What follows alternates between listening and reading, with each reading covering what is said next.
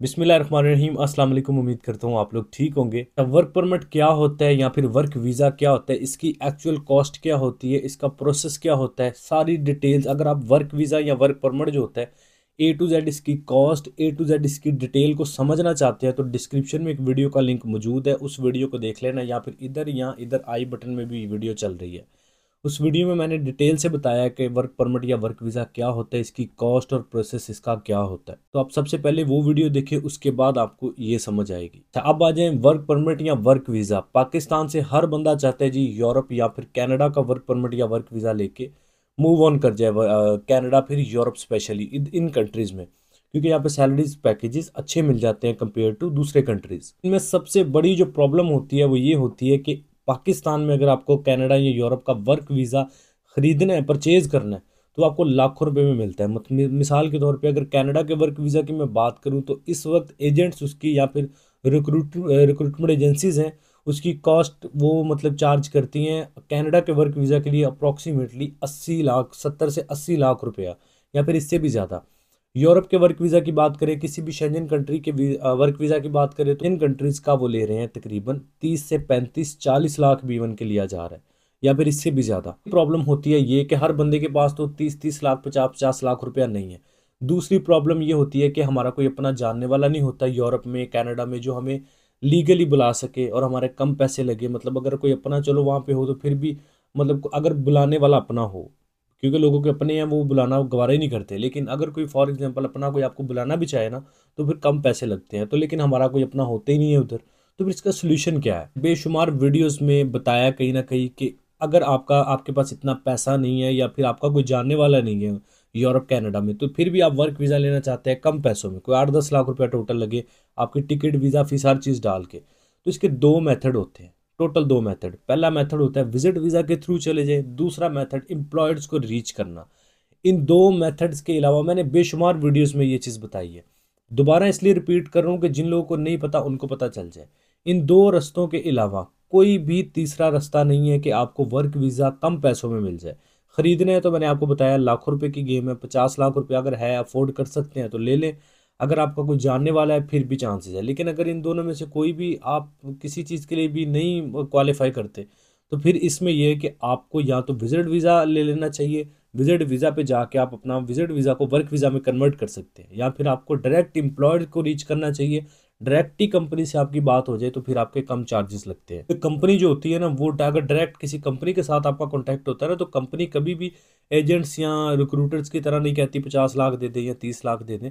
वो आपको वही बताते हैं कि भाई ऑफर हम कर देंगे, वीज़ा फीस अपने कंट्री में दो, टिकट अपनी लो और आ जाओ। मतलब कंपनी डायरेक्ट, अगर कंपनी से आपकी बात हो जाए। मैं अभी आपको आगे बताऊंगा कि आपने कंपनीज को कैसे फाइंड करना है डायरेक्टली, या फिर आपने विजिट वीज़ा कैसे अप्लाई करना है। अच्छा, पहला तरीका ये होता है कि आप विजिट वीज़ा ले लें।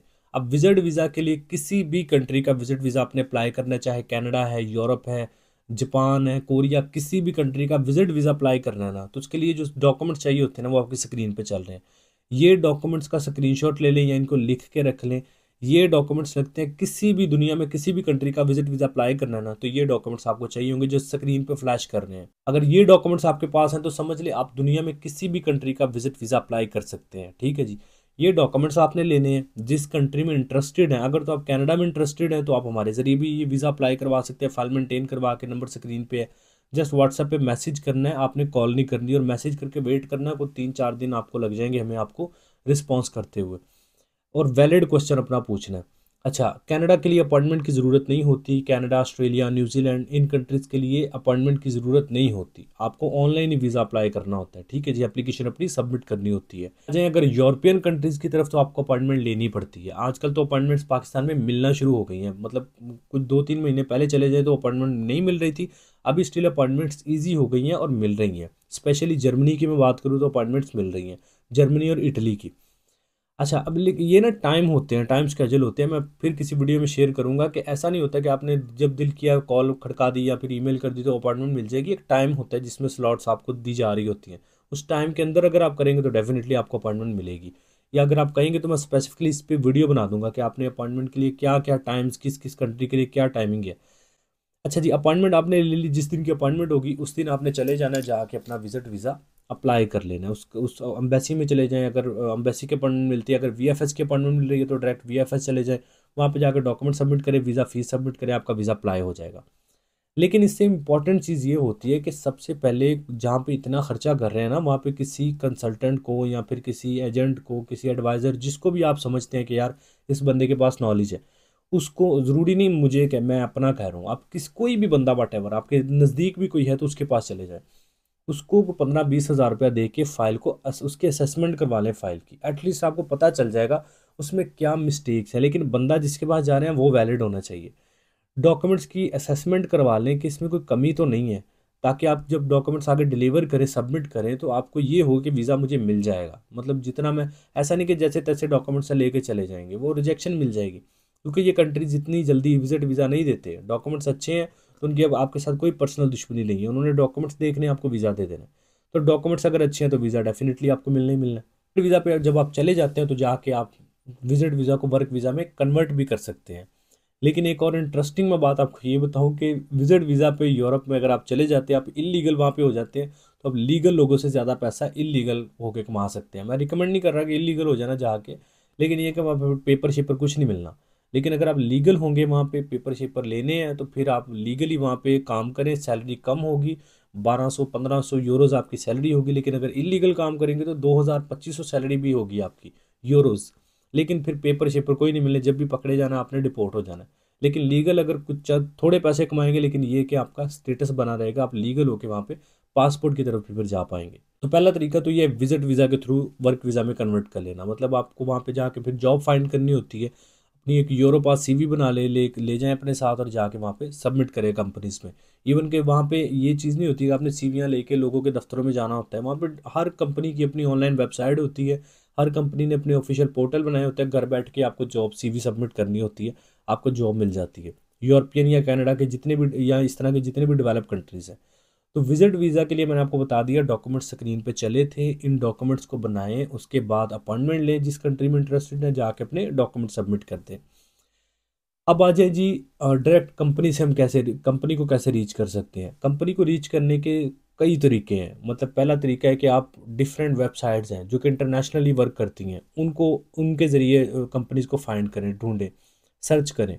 दूसरा, कंपनी के अपने ऑफिशियल पोर्टल होते हैं, जैसे कनाडा है उसका अपना jobbank.gc.ca, माल्टा का जॉब प्लस है, फिनलैंड का है वर्क इन फिनलैंड, डेनमार्क का है अपना, इसी तरह इटली का जॉब्स इन मिलान, न्यूजीलैंड का seek.com। हर कंट्री का अपना ऑफिशियल पोर्टल होता है, उस पोर्टल के ज़रिए भी ट्राई करें। तीसरा तरीका, आप गूगल मैपिंग के थ्रू कंपनीज को फाइंड करें। अब ये जो कंपनीज मैं आपको बता रहा हूँ ना तरीके, ये गूगल मैप के ज़रिए फाइंड करना या फिर डिफरेंट वेबसाइट्स के ज़रिए फाइंड करना, ये सब देखें इस वीडियो में बताऊंगा ना तो मैं आपको मतलब इसी तरह गाइड करूंगा सिर्फ। लेकिन अगर मैं आपको ये सजेस्ट कर रहा होता हूँ ना कि यार डिस्क्रिप्शन में इसका लिंक पड़ा हुआ है या फिर आई बटन में है, इधर या इधर, तो इसका मतलब होता है कि उसमें मैंने इस टॉपिक को मुकम्मल कवर किया हुआ है। मतलब अगर मैं आपको बता रहा हूँ कि यार गूगल मैप के जरिए कंपनीज को फाइंड करें या फिर वेबसाइट्स के जरिए या कंट्रीज की ऑफिशियल वेबसाइट्स के जरिए, तो इसका मतलब इस पर मैंने स्पेसिफिकली तो मुकम्मल डिटेल के साथ वीडियो बनाई हुई है।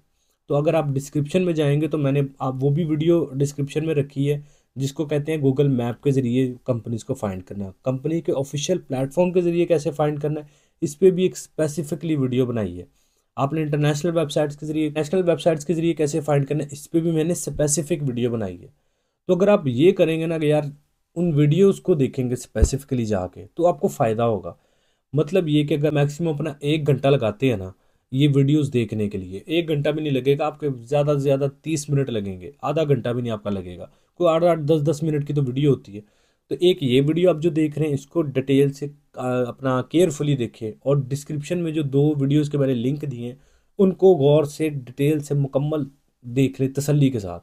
तो इंशाल्लाह फिर ट्राई करें, आप बगैर लाखों रुपये दिए या फिर बगैर किसी एजेंट के या बगैर अपना कोई आपका नहीं है वहाँ पे, उस बगैर किसी इस तरह के रिलेशन के ज़रिए वर्क वीज़ा डायरेक्ट कंपनी से ले सकेंगे। शर्त ये है कि जो डिस्क्रिप्शन में मैंने 2 वीडियोस दी हैं कि गूगल मैप के ज़रिए कैसे फाइंड करना, वर्क एम्प्लॉयड्स को, और वेबसाइट्स के ज़रिए कैसे फाइंड करना है, इसको आपने तसल्ली से देख लेना जाकर। डिस्क्रिप्शन में वीडियोज़ का लिंक मौजूद है। एवरी वीज़ा यूट्यूब पर सर्च करें, एवरी वीज़ा, आगे आप जो है वो जस्ट ये सर्च करें तो चैनल आ जाएगा एवरी वीज़ा, उसको आपने वीडियोस उसमें जाके देख लेनी है। इसके अलावा एक तीसरा रास्ता भी होता है, इसको मैं तीसरा रास्ता तो नहीं कहूँगा, लेकिन ये है कि एक वे इसको आप कंसिडर कर सकते हैं।